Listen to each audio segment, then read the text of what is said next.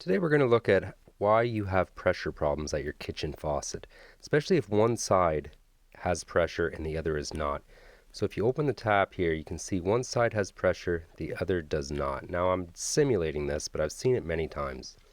And one way to try and fix this without having to actually replace a cartridge is to just try this first, and it doesn't cost you anything. And I've repaired many faucets doing this actually.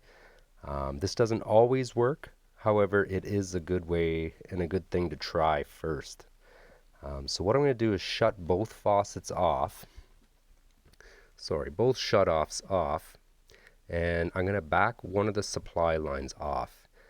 And what I'm going to try and do is, in many cases I've seen where a cartridge will get plugged on one side, especially if you're on a well system or even if you are on city water, debris can get in the lines and they will plug off cartridges.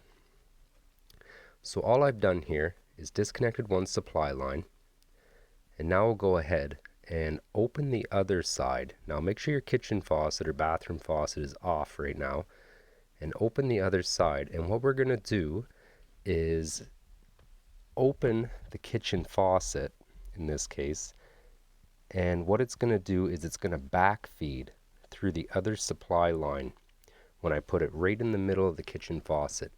And that's going to help force any debris that could be caught in the cartridge of the faucet out. So once you've tried that, go back and forth on both supply lines.